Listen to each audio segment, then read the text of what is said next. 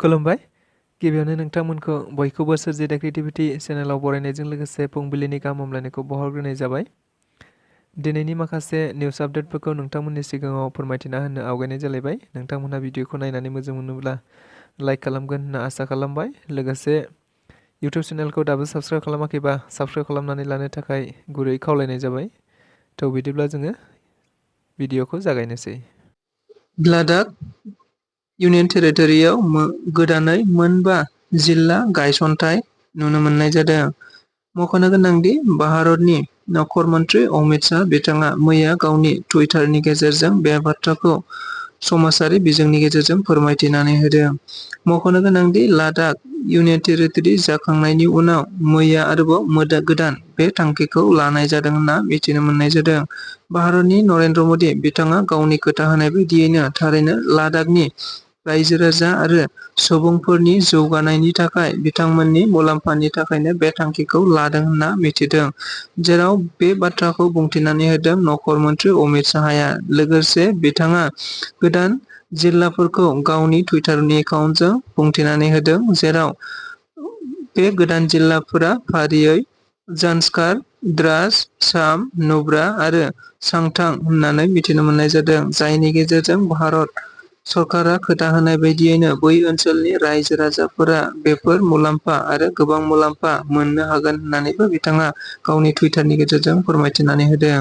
दिपेन बर'नि बुंनाय बाथ्राया माब्लाबाबो सैथो नङा। हिमन्त बिश्व शर्माया आपार आसामाव थारैनो देरहानो हालिया। बेनिखायनो दायो बिटिआर ओनसोलाव जेसेबांनाखि एमएलए बियाबफोर दङ बेखौ दखल खालामनो थाखायनो बिपिएफ आरो इउपिपिएलनि गेजेराव खौसे जानांगौ होननानै बाथ्रा बुंफ्लादों। अदेबानि हाग्रामानि फाफ्लियाव दोननानै प्रमदखौ गावनो नागिरदों आरो प्रमदनि फाफ्लियाव दोननानै हाग्रामा महिलारिखौ गावनो नागिरदों। नंगौ, बे बाथ्राखौ बुंथिनानै होदों कंग्रेसनि सासे दैदेनगिरि गर्जन मुसाहारि बिथाङा। मिथिनो मोननाय बायदिब्ला गर्जन मुसाहारि बिथाङा मैया क'क्राझाराव कंग्रेस दोलोनि मोनसे हाबाफारियाव बाहागो लानानै खौरांगिरिफोरनि गेजेराव बे बाथ्राखौ बुंथिनानै होदों। जों बयबो नुनो मोनदोंमोन दि थांनाय 15 आगस्त खालि दुलाराय बर' फरायसा आफादनि मानगोनां आफादगिरि दिपेन बर' बिथाङा बुंथिनाय बाथ्राखौ लानानैनो बे बाथ्राखौ बुंथिदों गर्जन मुसाहारि बिथाङा। जेराव दिपेन बर' बिथाङा बुंथिनाय बायदिब्ला थारैनो बिटिआर ओनसोलाव थानाय राजखान्थि दैदेनगिरिफोरा जायनो हारियारि माहारि आफादनि अदेबानि सोमावसारनायजों दायो गुबुन गुबुन राजखान्थि दोलोआव दङ। बेबायदि संग्रामि दैदेनगिरिफोरा थारैनो खौसे जानानै बिसायख'थि गेलेनांगौ आरो खौसे जानांगौ होननानै बुंनाय बाथ्राखौ नोजोर बोनानैनो गुबुन गुबुन समाव गुबुन गुबुन गोबांथार मोननैबो राजखान्थि दोलोफोरनि दैदेनगिरिफोरा थारैनो खौसे जाजानायखौ लुबैदोंमोन। अदेबानि गासैबो बर' रायजो राजाफोरानो खौसे जानायखौ लुबैदोंमोन।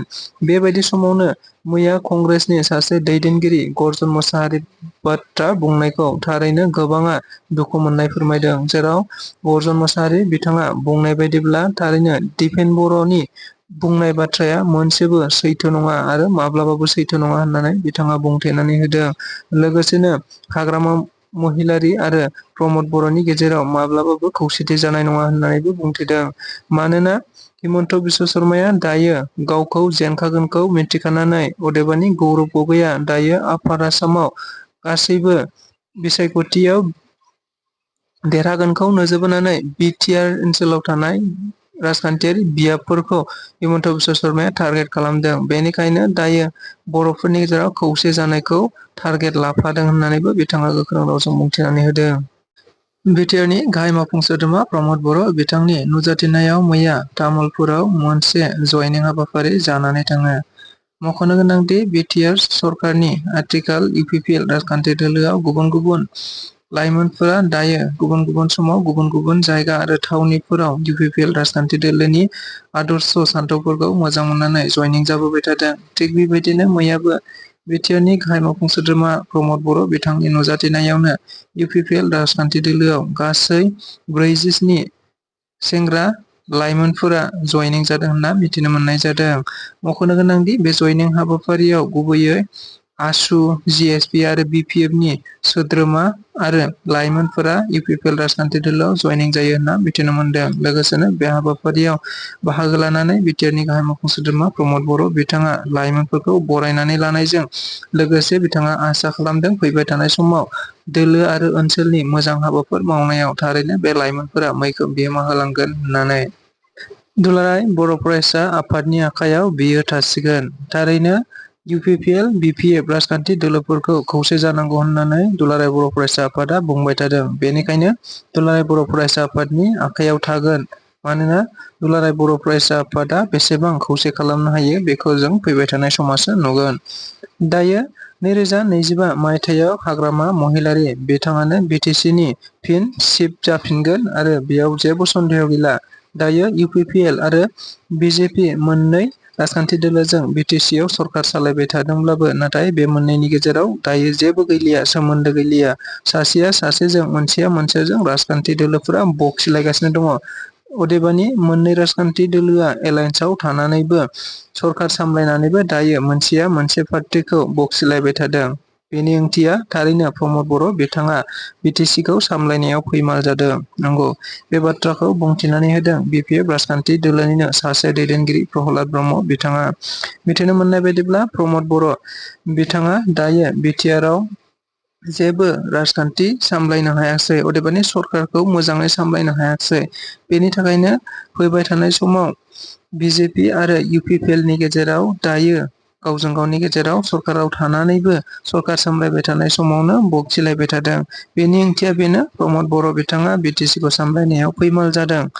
लोगोसेनो बेनि गेजेरजोंनो बिथां प्रहलाद ब्रह्मआ बुंथिनानै होबावदों दि थारैनो फैबाय थानाय 2025 मायथाइयाव जेखि जाया मानो हाग्रामा महिलारी बिथाङानो बिटिसिनि चिफ जाफिनगोन, बेखौनो रायजो राजाफोरा गनायनानै लाखागोन। बियो थारैनो 100% रोखा जाखाबाय होननानैबो बिथाङा बुंथिनानै होबावदों। बिटिआरनि गाहाय मावफुं सोद्रोमा प्रमद बर' बिथाङा मैया क'क्राझारावनो मोननै जौगालुआरि मावथांखि अन्थाइ खाम्फा गायसननायखौ नुनो मोननाय जादों।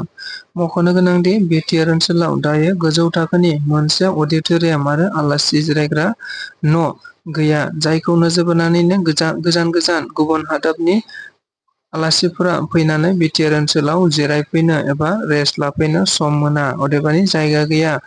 थारैनो गोजान आरो गुबुन हादोरनिफ्राय फैनाय आलासिफोरखौ जिरायनोब्ला जोङो बबेबा बङाइगाव आरो बबेबा दाबसे जायगायाव थांनो गोनां जायो। जायखौ नोजोर बोनानैनो बिटिआरनि गाहाय मावफुं सोद्रोमा प्रमद बर'आ बुंथिनानै होदों दि बेबायदि गोदान मुगानि रायजोआरि आलासि जिरायसालि न'खौ जोंनि बिटिआर ओनसोलाव जोबोद गोनांथि जादोंमोन। दा बेखौनो सुफुंनांगौखौ नोजोर बोनानै मैया क'क्राझारावनो मोननै, जेरैहाय अडिट'रियाम न' आरो मोनसेया क'क्राझार हालादलावनो गोदान मुगानि रायजोआरि आलासि जिरायसालि न'खौ लुफुंनो थाखाय अन्थाइ खाम्फा गायसननाय जायो होनना मिथिनो मोननाय जादों।